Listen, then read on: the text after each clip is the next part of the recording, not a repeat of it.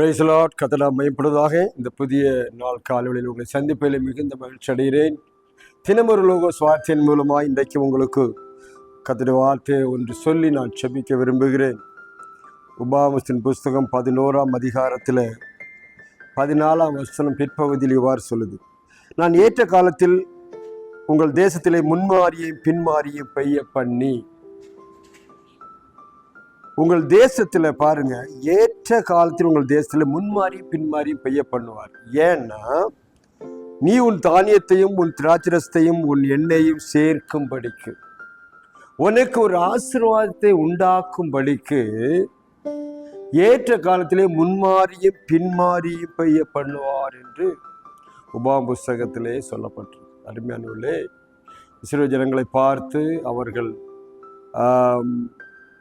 அவருடைய வாழ்க்கையில் முதலாவது ஒரு சட்டத்தை கொடுத்து ஒரு வாக்குத்தை கொடுத்தார். மறுபடியும் திரும்ப அதை நினைப்பூட்டும்படியாக மறுபடியும் அவர் என்ன சொல்லுகிறார் என்று பார்த்தீங்கன்னா, ஏற்ற காலத்திலே உங்கள் இடத்துல மழை பெய்யும்.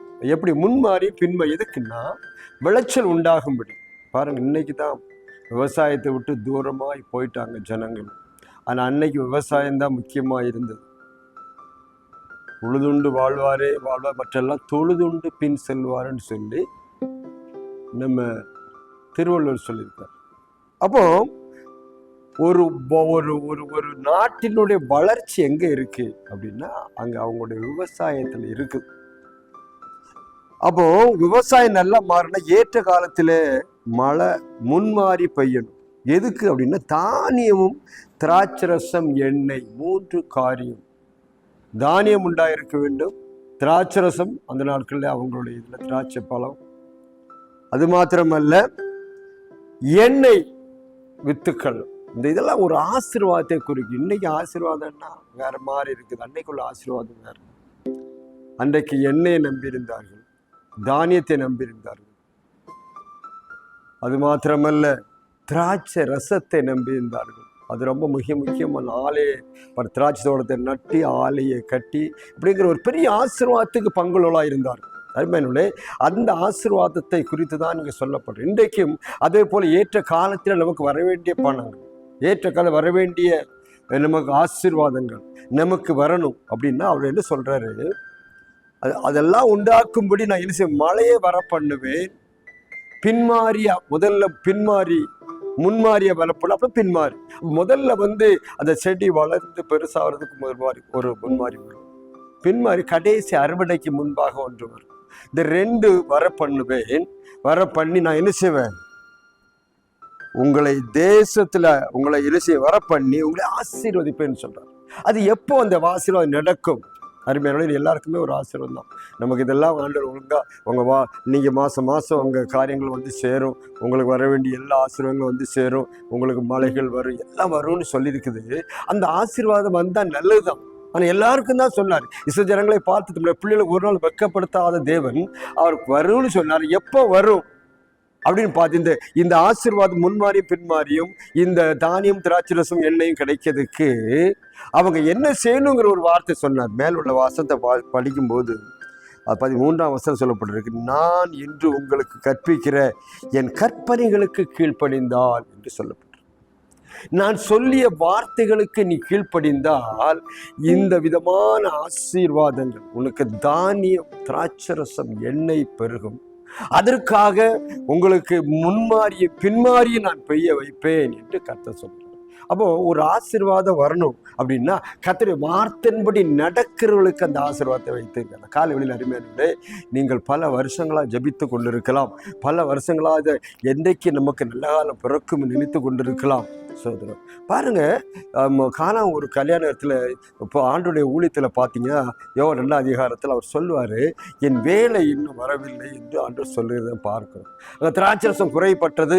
அப்போது தண்ணியை என்ன செய்ய, திராட்சரசம் வேணும், எங்கே போனால் கிடைக்கும்? எல்லாம் பந்தி உட்கார்ந்துருக்காங்க, அவங்களுக்கு எப்படி கிடைக்கும்? மறுபடியும் திராட்சரசம் செய்து கொள்ள முடியாது, நடக்கிற காரியம். அப்போ ஆண்டவர் பாருங்க, அந்த அந்த அந்த மரியாள் போய் கேட்காம என் வேலை வரலன்னு சொன்னவர். மறுபடியும் இந்த வேலைக்காரங்க போய் கேட்டோன்னு வேலை வந்தது எல்லாவற்றையும். அப்போ எப்போது தேவனுடைய வார்த்தைக்கு அவர் என்ன சொல்றா அப்படி கேளுங்க, அவர் சொல்றபடி செய்யுங்கன்னு மரியாள் சொன்ன பொழுது இங்கே என்ன நடந்துச்சு? ஒரு பெரிய அற்புதம் நடந்தது. அவங்க சொன்னபடி செஞ்சாங்க, அவர் அற்புதம் நடந்தது. அதே போல கர்த்தருடைய பாருங்க, நான் இன்று உங்களுக்கு கற்பிக்கிறேன், கற்பனைகளுக்கு கீழ்ப்படியும்படிக்கு நீ அப்படி கீழ்ப்படிந்தால் உங்களுக்கு என்ன செய்யும்? திராட்சரசமும் எண்ணெயும் தானியங்களும் எல்லாம் உண்டாகும் என்று சொல்லப்பட்டிருக்கிறது. அதற்கு ஏற்ற காலத்தில் முன்மாறியும் பின்மாறி நான் ஊற்றுவேன். இந்த நாட்கள் அருமையானவர்களே, கர்த்தர் உங்களுக்கு ஆசீர்வதிக்க கூடாதபடிக்கு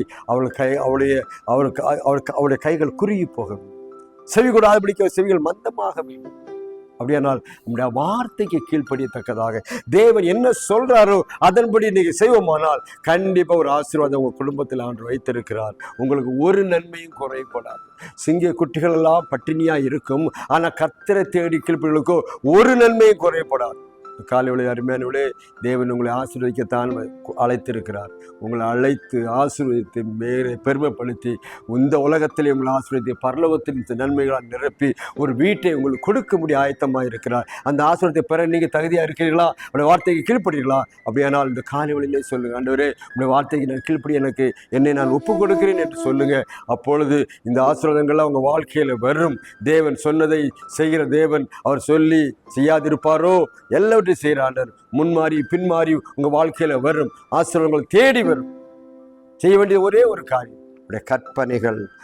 நான் உங்களுக்கு இன்று நான் உங்களுக்கு கற்பிக்கிற என் கற்பனையின்படியே நீ கீழ்ப்படிந்தால் இதெல்லாம் நடக்கும். கீழ்ப்படி ஒப்புக் கொடுங்க, நான் உங்களுக்கு ஆட்சேபிக்கிறேன். பரலோகத்தின் பிதாவே, நல்ல ஆண்டவரே, இயேசுவின் நாமத்தினாலே உடைய கற்பனைகளுக்கு கீழ்ப்படிந்தால், இன்றைக்கு நீ சொல்ற கற்பனைகளில் கீழ்ப்படிந்தால் எல்லா ஆசீர்வாதம் வரும் என்று சொல்லியிருக்கிறீரே. இந்த மாதிரி புத்தகத்தில் வாசிக்கிறது போல எண்ணெயும் ஆண்டவரே, எண்ணெய் குறையாமல் இருக்கும், திராட்சரசம் குறையாமல் இருக்கும், தானியம் குறையாதபடிக்கு ஆண்டவரே ஏற்ற காலத்தில் முன்மாறியும் பின்மாறியும் கொடுக்கிற ஆண்டுடைய கரத்தில் பிள்ளைகளை ஒப்புக் கொடுக்கிறோம். எல்லாம் குறைய நிறைவாக்குங்க. கஷ்டங்கள் போதும், துன்பங்கள் போதும், வேதனைகள் போதும். ஒரு பெரிய மாற்றத்தை இந்த காலவெளியில கண்டுகொள்ள உதவி செய்யுங்க. ஆண்டவரே, நீர் ஒருவரே எங்களை ஆசீர்வதிக்கிறவர். உங்களுடைய வார்த்தை நடக்கும்போது ஆசீர்வாதத்தை உண்டாக்குற தேவன். நீர் அறிந்து நடக்க உதவி செய்யும். ஆசீர்வதி இயேசு நாம் ஜெபிக்கிறோம் பிதா. நாட்களே கர்த்தர் உங்களை ஆசீர்வதிக்க வந்திருக்கிறார். அதற்கு நான் அவருடைய கற்பிக்கிற என் கட்டளை கீழ்ப்படிந்தால் சொல்லப்பட்ட ஆசீர்வாதங்கள் வரும். ஒப்புக்கொள்ளுங்க. கர்த்தர் உங்களையும் குடும்பத்தையும் ஆசீர்வதிப்பார். இன்னொரு லோகஸ்வாத்திலும் சந்திக்க வரணும். கர்த்தர் எல்லாரையும் ஆசீர்வதிப்பாராக. ஆமாம்.